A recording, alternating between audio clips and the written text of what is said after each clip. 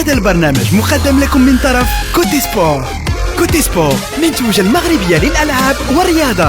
MDGS نربحوا الرياضة. اهلا وسهلا بكم مشاهدينا الكرام في هذا العدد الجديد من برنامجكم ديربي شو اللي كيجيكم كل نهار من الاثنين الى الجمعه على الساعه 6:30. مشاهدينا الكرام، كيف ما عودناكم بكل جرأة وبدون لغة خشب سننطلق على بركة الله. ويعني نبداو اليوم او ثلاثه المواضيع اللي عندنا اليوم فهما كالتالي. نتحدثوا على الرئيس وتعيين رئيس جديد في يعني الفريق الرجاء الرياضي. كيفاش علاش تعيين وعلاش ماشي انتخاب، وعلاش واش كاين اجماع ولا ما كاينش اجماع، ولا كان اجماع علاش، الى اخره. مجموعه الاسئله نحاول نطرحها ونلقاو لها الاجابه من وجهه نظر ديالنا، وايضا نشوفوا وجهه نظر ديالكم من خلال التعليقات اللي ممكن انكم تشاركوا معنا سواء في صفحه ديربي فوت او لا، من الافضل يكونوا جميع التعليقات في صفحه ديربي فوت من اجل يعني باش نطلعوا عليهم في يعني في مره واحده كيف ما كنقول. ثاني موضوع اللي غنتكلموا عليه ان شاء الله وهو اصابات لاعبين في الماس. يعني الحديث عن 15 اصابه، ولكن كاين شي حاجه سميتها الكشف المضاد اللي غنتحدثوا عليها وكيفاش وعلاش. ايضا غنتحدثوا على الانخراط في الوداد، واحد الكارثه ماشي غير في نادي الوداد الرياضي، هذه بصفه عامه عند جميع الجماهير المغربيه اللي خصنا نتحدثوا عليها واللي خصنا نذكروها وخصنا نوقفوا في هذه النقطه على وجه الخصوص. غنتحدثوا، تسناو تنعرفوا شنو غنقول. على اي يعني ننطلقوا على بركه الله. والبدايه كيف ما قلت من رئيس يعني من رئيس ديال الرجاء الرياضي وتعيين ديال رئيس الرجاء الرياضي. ف نرجعوا شويه للور. كل شيء كيعرف الازمه وكل شيء كيعرف عاد حسبان وبودريقه وتعيين لجنه مؤقته والمكتب اللي كان قبل ما يساق الجواد الزيات الى هنا. يعني القصه واضحه والقصه معروفه. فبالتالي اللي نبغي نرجع ليه شويه للور المكتب المسير ديال الرجاء الرياضي. كلشي كينتقد الزيات، كلشي كينتقد انه الرئيس كيقوم ويفعل ويترك والى اخره ومجموعه من الاشياء. ولكن كنطلب فقط المخرج انه كاين تردد على مستوى الصوت انه يعالجه من فضلكم. كيف ما قلت بالنسبه يعني القضيه ديال جواد الزيات باقي كيتسمع الصوت. الا كان ممكن انه المخرج فقط عندي انا الصدى هنايا، انتم ربما ما تسمعوش مشاهداتنا لكن الصدى كيأثر عليا هنايا. كنطلب المخرج وشكرا جزيلا لايوب خالد اللي كاين معنا اليوم في الاخراج، كنشكرو جزيل الشكر على المجهودات ديالو. بالنسبه يعني القضيه كيف ما قلت انه الزيات كان النائب ديالو كان معاه في المكتب، وكان في ثلاثه المكاتب السابقه كان السي الاندلسي. هادشي ما كيعنيش انه مادام كنتي مع هاد الناس هادو راه اذا نتايا مزيان ولا ما مزيانش، ولكن غير كنحب نذكر بعض الناس. منين كنتكلموا على مؤسسه فكان خصنا نتكلموا على الروندمون ولا على يعني العطاء والاداء ديال مجموع المكتب المسير اللي من ضمنهم كان السي الاندلسي. ممكن انه السي الاندلسي يكون ما متفقش مع مجموعه من الاشياء ويكون هو افضل الى اخره، لكن اجي نشوفوا الامور من منظور اخر. الناس اللي كانوا كيتكلموا على اساس انه الزيات غير حيدوا كاين الرؤساء وزال حابسين علينا وزال يتحكم حنات يتحكم، ما مخليش الناس يطلعوا، ما مخليش الناس كذا، وكيخدموا واحد المنطق ولا واحد الكلام شعباوي. هاد الناس هادو خصنا نتحدثوا عليهم اليوم، لانه لازم نوقفوا وقفه في هاد المساله هذه. لانه ملي كتجي كتستغل الظروف وكتبقى تنص على عباد الله كيف ما كنقولوا، وكتبقى تكذب على عباد الله وكتقول لهم لا راه ممنوع انه شي واحد يجي للرجاء، وممنوع انه شي حد يترأس الرجاء، وممنوع ممنوع ممنوع ممنوع الى اخره، وانه شخص واحد يتحكم. وكتجي مع الوقت والامور كتفند هادشي اللي كتقولوا نتايا. فين هما هاد الرؤساء ديالكم؟ فين هو هذا الرئيس هذا الملياردير اللي كان باغي يدخل؟ فين هو السي بودريقه اللي لازم انه ملي كيشوف انه ما كاين حتى رئيس يجي يدير؟ هاد المنخرطين اللي طالبوا بانه يكون الجمع العام حضوري، واش كان نيتهم اصلا باش يكون الجمع العام حضوري لمناقشه الاشياء بصح، ولا كان الدعوه الى جمع عام حضوري من اجل الغاء الجمع العام بتقنيه الفيديو؟ هنا راه هذا التساؤل كنطرحوه، السؤال اللي يستحق اننا نفكروا شويه. لانه انا لا يهمني لا منخرط لا مكتب لا جمهور، انا اناقش الفكر واناقش موضوع معين، كنحاول نحيط من جميع الزوايا ونتكلم على جميع الزوايا. الناس اللي ما بغاوش الجمع العام عبر تقنيه الفيديو كونفيرونس بدعوى انه لا حنا برلمان حي، حنا كذا حنا كذا حنا كذا. متفق. الرجاء يضرب المثل بها في مؤسسه المنخرط، وانه كاين شي حاجه سميتها الانخراط، وكاين نقاش، وكاين بزاف ديال الاشياء اللي هي ايجابيه. ولكن هذاك الشيء اللي غيكون في الحضور غيكون في الفيديو كونفيرونس. بالعكس، هذوك الناس اللي كانوا كيديروا الشعبويه وكيمارسوا الشعبويه من خلال الكلام ديالهم، الحديث ديالهم في الجموع العامه، واللي كاين عنده الكلمه كيتكلم وهو كينقز وكيهضر الى اخره، هذا بوحدو يخليك انه تحكم في هذه الاشياء هذه. فبالتالي كل واحد ياخذ الكلمه ديالو، وكل واحد يعني يقول داك الشيء اللي عنده، وغنمشيو ونصادقوا على داك الشيء اللي خصو يتصادق عليه، والحاجه اللي ما غتصدقش عليها نخليوها.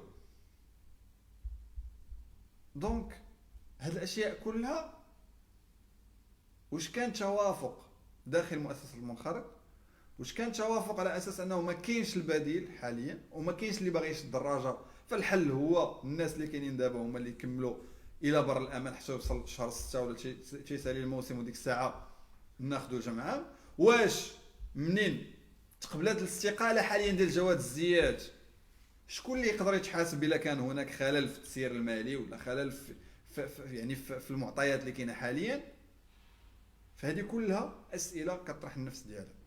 وعلاش هذه المره هذه بالضبط كاين توافق رغم انه كاين تعيين او لا في اطار القانون، يعني باش نكونوا واضحين، زعما ما كانش تعيين في خارج السياق ديالو، ولكن كان تعيين في اطار القانون، واللي هو كيقول انه ملي كاين الاستقاله ديال الرئيس وكاين هذا فغيجي بشكل مباشر نائب الرئيس الى اخره. الامور واضحه حتى هنا. فقط هذه التساؤلات اللي خصنا نذكروا بها، لانه كاينين جهات اللي كيكون كل واحد كيحاول يبين ديك الحاجه الزوينه اللي عنده، وكاين اللي كيبغي يخبي ولا اللي كيبغي ما يقولش بزاف الحوايج. حنا هنا في ديربي ما عندنا كيف ما قلت الغرض حتى شي حد، حنا كنتكلموا على الحقيقه وفقط. نمشيو للموضوع الثاني اللي خصنا نتكلموا عليه. الموضوع الثاني، ولكن قبل منه نحاول نقرا التعليقات ديالكم مشاهداتنا مشاهدينا. احييك على مستوى حلقه اليوم الخميس الماضي، وتحياتي لضيفك الصحفي المحترم عبيد حماده في 30 ثانيه يا اخويا. شوف، راه مع كامل خويا انس الصوت ناقص شويه، ما عرفتش واش الصوت ناقص بصح ولا لا، ولكن كنظن انه ديجا كنجرب الصوت في بدايه الحلقه، تذكرت انه الصوت كان يعني مزيان. وغادي تكون مشاكل على مستوى الكونيكسيون. واش حنا في اوروبا الصبيب ميت السي انس؟ الصبيب ميت عندك اخويا، الصبيب عندك ميت اخويا عبد الكريم ولا لا ماشي عبد الكريم، ماشي محمد، مير جالري. دونك كاين صوت ناقص والصوت ناقص. كان صوت ناقص نقربوا الميكرو، الصوت مزيان. دونك الصوت مزيان، بغيتي نقربوا الميكرو زعما نعاودوا اخويا نقربوا الميكرو مزيان ونقادو كاع. واش من اغنيه تبغي نقدموا لك السي ميرغال فقط في اطار البسط لا شيء غير ذلك، ماشي في اطار اخر. دونك اسمحوا لي فقط لانه كاين مشكل عندي انا في التليفون، ما درتش لي سيلونسيو، نديرها دابا. دونك كيف ما قلت كاين مجموعه من الاشياء اللي كان لازم انا نوقفوا عليها، واسئله لازم نطرحوها. غنمشيو نتحدثوا على جوج المواضيع اللي باقي لنا وانا مهمين عندي. كاين الوداد الرياضي وكاين الماس. نبدا بالوداد، وسمحوا لي الا سبقت الوداد على الماس، لانه كنتسنى مازال انه يجيني واحد الخبر مهم فيما يخص الماس، لانه من المتوقع ان تخرج النتائج ديال واحد الكشف مضاد اللي كنتمنى انه يكون، وحنايا خدامين حاليا في الحلقه كنتمنى انه يوصلنا الخبر قبل ما نساليو الحلقه. فمنين تحدثت يعني على الوداد الرياضي وكتبت في العنوان انه يعني الانخراط في نادي الوداد الرياضي، فهذا الامر هذا كان لازم اننا نوقف عليه. الجميع كان يتكلم، وملي كندوي دابا على الوداد ما كنتكلمش على الوداد، كنتكلم على الوداد ومن خلالها باقي الانديه باش نكونوا واضحين. دائما كنسمعوا واحد اللغط ديال فتح باب الانخراط، ما خلاوش لنا انخراط، الرئيس كيدير ما بغا، كيسير اللي بغا، كيخلص على صحابو. مجموعه من الاشياء تكلمنا عليها وكنسمعوها دائما وابدا. اليوم فريق الوداد الرياضي السي سعيد الناصري اختلفنا اتفقنا معاه، دار واحد الخطوه مهمه جدا، عين واحد اللجنه في اطار تشاركي مع جميع المكونات، مع جمعيات، مع الترات، مع الترا بلوتو، مع يعني جمعيات الالترا، وكذلك مع اعضاء ديال المنخرطين ومع قانونيين. هادو كاملين تجمعوا ناقشوا كيفاش ممكن انها تكون اليوم، كيفاش ممكن اننا نجدوا من الانخراط ولا نفتحوا باب الانخراط. اشنو وقع؟ لقاو واحد الصيغه، اجي نهبطوا السومه 3500 درهم زائد 7000 زائد 20000 درهم، حيت كلشي كيتشكى وكيقول لك راه غالي الانخراط. مفاهمين؟ وصلنا سيدي لهاد النقطه هادي، صافي فتح باب الانخراط، واجي نقراو الملفات، وهاد الملفات هادو ندرسوهم ونوافقوا عليهم. ومن حسن الحظ انه هاد اللجنه هادي اللي فيها دراسه الملفات كنا كنتكلموا، قلت انه خصنا نعرفوا هاد اللجنه هادي، وما خصوش يكون داكشي في اطار يعني اننا نبداو نوافقوا على من بغينا ونخليو ما بغينا. اللجنه كانت يعني في اطار الشفافيه والديمقراطيه وكل وضوح، كانت الامور كلها تسير على ما يرام، يعني ما كاين حتى شي حاجه. خلال الاعلان على النتائج الاوليه اللي باقي ما سالش باب الانخراط، ولكن اعلان على النتائج الاوليه، تقدم فقط 33 ملف للانخراط، 90% فيهم ديال 3500 درهم، وواحد واقع ديال 7000 وواحد ديال 20000 لما خانتنيش الذاكره. فين هما هادو اللي كيبقاو يطبلوا النهار ومطار وكيقول لك لا الناصري ديكتاتوري والناصري كيدير بوحدو؟ ها الناصري حل لكم الباب. دونك ما يمكنش يكون الانتقاد من اجل الانتقاد، وهذا الشيء كما قلت، هذا الشيء ما كنتكلمش غير على وداد، كنتكلم على باقي الانديه. ما يمكنش يكون الانتقاد دائما من اجل الانتقاد، لا، كنتاخذوا باش نحلوا واحد المشكل ونساهموا فيه. منين كتهبط يعني القيمه ديال الانخراط 3500 درهم، فالناس اللي فكروا فيها وهبطوا من هذه القيمه هذه ماشي باش يكون عندهم منخرطين ديال 3500 درهم، لا، راه ديك 3500 درهم ضربها في 20 واحد شحال جات كاع؟ في 10 35000 درهم، وفي 20 هي واحد 70000 درهم. هاد 70000 درهم اشنو قداش؟ الا تكلمنا على 20 منخرط غينخرطوا ليا ب 3500 درهم، في حين انه ممكن ينخرطوا 4 الناس ب 20000 درهم ويعطوني صوت، يعني 4 الاصوات. وكذلك انه ما نقدرش انا خصني نكري قاعه اكبر باش انه تستوعب ذاك العدد المنخرطين الى اخره. دونك هنا عندنا مشكل اليوم في يعني في القول وفي الانتقادات اللي ما كتفيد الانديه في حتى شي حاجه. دونك هذه حاجه اخرى اللي خصهم يسمعوها الرؤساء ديال جميع الانديه، ونهار غيطبقوها نهار غتزاد عندنا كره القدم، ونهار غتولي مزيان. شنو هي هذه الحاجه هذه؟ وهي انه الامور تمشي دائما، انا جيت رئيس عندي مشروع نطبقه كيف ما بغى يكون، باش انه في الاخر تكون عندي حصيله ونكون انا تحملت المسؤوليه ديالها. غنبقى نسمع صوت الجمهور فقط، الجمهور كيبغي الفرقه ديالو كيموش عليها، ولكن بعد المرات يقدر ما يعرفش المصلحه ديال الفرقه فين غادا، لانه ما كيكونش على علم بجميع التفاصيل، حتى من يدعي انه عنده جميع التفاصيل ديال الفريق راه كيكذب عليكم. ما كاينش شي واحد عنده كل شيء، وإلا عنده كل شيء وهو اصلا ماشي من المكتب، فهذا اللي كيسرب ليه خبر فكيسربوا من اجل غايه ما، من اجل انه باش يمدوا بمعلومه وفي نفس الوقت انه يبقى دائما في المظله ديالو باش ما يكونش عليه انتقاد. كيسرب ليه معلومه من اجل باش يضربوا واحد الشخص اخر كاين، حيت ما يمكنش هذا اللي كيخرج لك معلومه اصلا كيخرجها لك غير هكاك. كنتكلموا على مصالح. كنتمنى من جميع الرؤساء الجمهور على الراس والعين، راه هو السند الاساسي والحقيقي ديال الفريق، ولكن راه العاطفه فاش كتغلب ما كدير حتى شي حاجه. اليوم سعيد ناصري حل باب الانخراطات 33، ما يمكنش. دونك هاد الناس كاملين اللي كانوا كيغوتوا على والو، وحنا دائما حاجه كتكون زوينه خايبه راها خايبه. دونك حاول خويا انس، اين جماهير الفيسبوك التي لم تجد رئيسا للرجاء؟ صراحه تألم كبير مع اعضاء الوينرز حتى هما. ازمه كورونا اثرت على انخراط الوداد وقضيه الشهاده العدليه للجمهور الذي يعيش خارج المغرب. رفيق ابو عينان، الشهاده العدليه اخويا ممكن تاخذها، راه ما نطلبوش لك الفيش ديال الكوميساريه كيف ما كنقولوا، الفيش اونتروبوميتريك هو اللي تلقى فيه مشكل، اما الشهاده العدليه تقدر واحد من العائله ياخذها لك حسب المعلومات اللي عندي، لانه ديجا كان واحد الصديق كان صيفط الام ديالو وهي اللي خدات ليه الشهاده. دونك من غير المنخرطين ديال الخارج، واخا سي رفيق ابو عينان، المنخرطين ديال الداخل فينا هما؟ واش 33 فقط؟ راه ماشي كنقول 33 فقط زعما كنصغر من القيمه ولا مزيان تزاد 33، ولكن راه ماشي الغايه اللي دارت فاش تحل باب الانخراط انه يتساهموا 33، لا باش يكونوا بزاف، باش يدعموا الفريق، باش يدعموا الفرقه، وباش يكون الاثر المادي. رفيق ابو عينان 3500 و7000 درهم لا يحق التصويت، يعني يجب ان ننخرط حتى الموسم المقبل.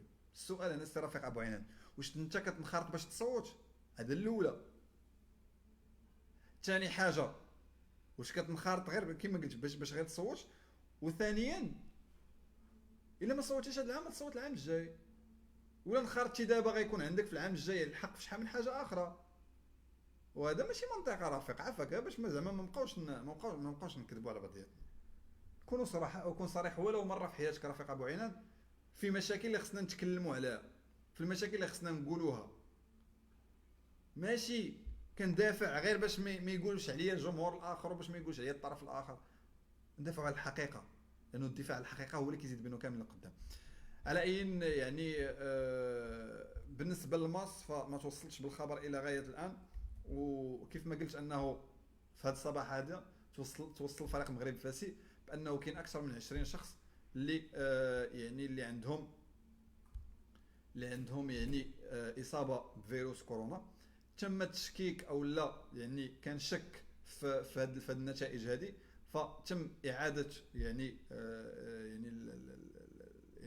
البريليفمون، ما عرفت مشات ليا بالعربيه كاع شنو غنقول دابا، الكشف بصفه عامه، فعاودوا الكشف وكيتسناو النتيجه غتخرج اليوم ان شاء الله في العشيه. من المتوقع انه يكون هذاك العدد اللي تم الاعلان عنه ديال 15 لاعب بالاضافه الى باقي الطاقم، فمن المتوقع انه تكون يعني القضيه في يعني اخف هذا الشيء من مصادر مقربه، ولكن كيف ما كنعرفوا الفيروس ما عندوش شي حاجه معينه، فمن الممكن انه يكون العدد اللي تكتشف في الصباح هو اللي غيكون اليوم ايضا. فغنمشيو مشاهدينا الكرام لفقره التوقعات، غناخذوا فاصل اعلاني وبعد ذلك نرجعوا. وبالمناسبه كنبغي نشكر يعني الزميل محمد سعود اللي كيوجد لنا هذه الفقره هذه المجهودات ديالو، ايضا كنشكروا مره اخرى ايوب خالد المخرج ديالنا ديال حلقه اليوم، وكذلك كنتمنى الشفاء العاجل للاخ سفيان الصالحي. دونك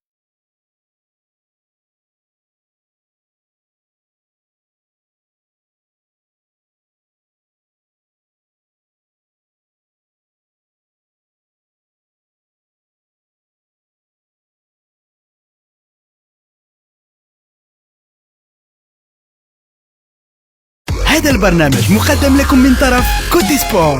كوتي سبور منتوجة المغربية للألعاب والرياضة. MDGS نربحوا الرياضة. مشاهدينا الكرام، عدنا اليكم من جديد فقرة توقعات اللي كيوجد لنا الزميل محمد سعود. فغنبداو بمقابلات اليوم، عندنا 3 مقابلات كيف العاده. المقابله الاولى اللي كتجمع ما بين لا يوفي واتلانتا، فهذه المقابله هذه غتكون يوم الاربعاء على الساعه 6:30. فمن المتوقع ان سواء غتكون بالتعادل سواء ان اليوفي هما اللي غيفوزوا في هذه المقابله، لانه اليوفي ما خسروش في اخر يعني 20 مقابله ديالهم كونتر اتلانتا في كاع لي كومبيتيسيون اللي كانوا كيلعبوا فيما بينهم. غنمشيو المقابله ديال لا ليغا، المقابله اللي كتجمع ما بين برشلونه وسوسيداد. هذه المقابله هذه متوقع ايضا انه سواء تخرج بالتعادل سواء انه البارسا هما اللي غيفوزوا في هذه المقابله، لانه البارسا ما خسروش يعني في اخر 35 من اصل 37 مقابله ادوميسيل. لكن كنعرفوا انه هذه الاحصائيات هذه كتقدر انه ليطا حاليا او الحاله اللي فيها بارسا ما كنعرفوش اشنو ممكن يوقع. نمشيو للمقابله الثالثه واللي من البوندسليغا واللي كتجمع ما بين البايرن وايضا وولفسبورغ. فهذه المقابله هذه متوقع انه يعني غتكون يوم الاربعاء على الساعه 8:30. المتوقع انه سواء يكون تعادل او لا البايرن هما اللي غيفوزوا في هذه المقابله. كانت هذا كل ما لدينا في فقره التوقعات. كنشكركم جزيل الشكر على حسن المتابعه والوفاء ديالكم، كنضرب لكم ان شاء الله موعد يوم غد دائما في نفس القناه وعلى نفس الساعه 6:30 مساء. والى ذلك الحين مشاهدينا الكرام دمتم في رعايه الله. هذا البرنامج قدم لكم من طرف كوتي سبور. كوتي سبور منتوجة المغربية للألعاب والرياضة. MDGS نربحوا الرياضة.